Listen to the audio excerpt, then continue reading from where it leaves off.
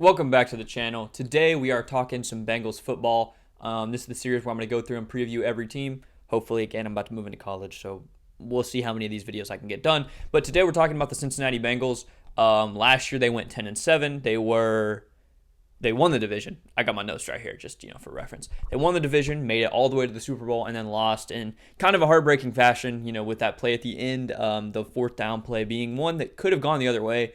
But they fought through a ton of adversity in that season.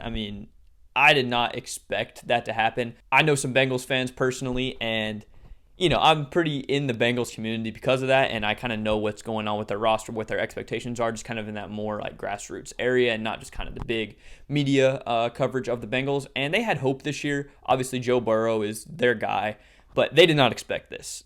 I did not expect this. They did not expect this. Nobody did, obviously. They were probably like a top 5 projected pick going into last year, and then here they were picking at 31. And yeah, props to them. They had an incredible season, an incredible run, but let's project what they're going to do this year. So first off, here's some of the talking points I'm going to go over. Firstly is just, can they follow up this huge, I don't want to say overperformance. I don't think they are overperformed how good their talent is, because it's a really good roster, but they really sped up their timeline. Can they follow this up? That was, to some extent, an overperformance. I hate to throw that term out like they shouldn't have been there. They should have. They played the season. They won the games. They were really good. But can they do it again? In an AFC North that's going to be healthier, going to be better. We'll see on the Browns. But the Steelers are going to be better. We'll talk about them soon. They're going to be a lot better. They got a lot of great talent, and we'll see if Kenny Pickett can step up. That's a different video, though. That's a different video. The Ravens going to be healthier. I talked about that in my Ravens video. Going to be way better. Lamar Jackson is that guy. And the Bengals in a really tough AFC, what do they have, especially losing some key guys, which, again, we're going to talk about later. But that's really the big question mark. Can they follow up an incredible performance? And also, will their offense still click after a year of film study and stuff? Look at 2018 Mahomes, 2019 Lamar. They had incredible breakout seasons. And again, that's different because that's individual player. But, their offenses were really, really good. And then in the years after, teams kind of caught on and were able to slow them down more. Mahomes, they started implementing too high after that Bucs game, the regular season Bucs game in the year of the Bucs Super Bowl. The Chiefs killed them. Tyreek Hill had that huge game. And then the Bucs and the league figured out, we run too high and we make Mahomes throw it underneath. He's going to get antsy and he's going to have a worse performance. Obviously, their pass rush was a big deal too. And then Lamar, understanding kind of what that offense did, and were able to stop it more effectively. And the Bengals didn't really have that gimmick like the crazy, Ravens run game or just Patrick Mahomes. They're more of a balanced offense, but with a year of film study, and obviously they made the Super Bowl, so it's going to be a big target on their back from other, specifically AFC teams. Are they going to be able to, keep that level of offense, especially with some guys leaving? And then obviously, will Burrow establish himself as a fringe top 5 guy? Some people have him in their top 5. I don't agree. In my last video, I did a top 5 QB ranking, so we'll do it again. Tier 1, Rodgers, Mahomes. Tier 2, Allen, Brady. And Tier 3, Lamar. And then you can debate after that. Herbert, I think, is really good and pretty close to Lamar, but I would put Lamar over him right now. And Burrow, I'd probably put a little bit below that, but they're all really good. And if Burrow can make himself, this top 5 franchise guy, then, that's going to do a lot of great things for the Bengals, as this will only be, year 3 for him. So they've still got years when he's on his rookie deal, and they can continue to compete with a really good roster. Or is he going to be more of the Derek Carr for the Bengals, which is not a bad thing at all. Derek Carr is a top 10 guy, in my opinion, at least fringe top 10 if you are not super high on him. And he's a really good quarterback, but he's not that crazy franchise difference maker. He's just really good, and we need to see if Burrow is more of a Derek Carr or if he's more of a Tom Brady right now. And then obviously the Jesse Bates drama with him kind of holding out. They got Dax Hill to maybe be his replacement, but will he come back? Will they have to trade him? We just need to see how that unfolds, and especially with a leader like Jesse Bates, as your best defensive player in the locker room, that might be a little bit iffy. And then finally, we've got the new offensive line. Can they click? Can they play well together? On paper, they look a lot better, that's for sure. So let's talk about my prediction for this year and why.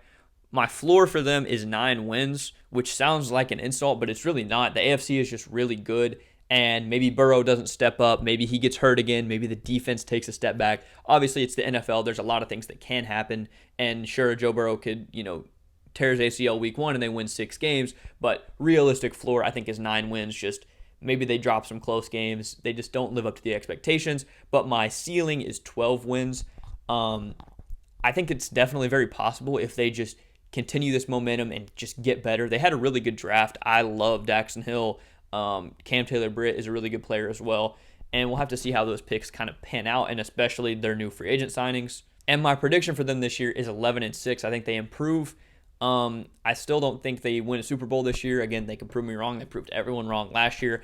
And I think they're going to be a really good team. I think the Ravens are better, but we'll see. I mean, it's definitely neck and neck. I mean, it's this close. But as a Lamar guy, I believe in him, and I think he's going to kind of take the Ravens to the next level. But don't sleep on the Bengals. Obviously, they just made the Super Bowl, but they're still really, really good. And again, barring any kind of Joe Burrow injury, I would nearly guarantee that they make the playoffs. And there are just really some questions on defense. That's the only big thing. Obviously, that receiving core is insane. They've got Joe Mixon, hopefully a good offensive line.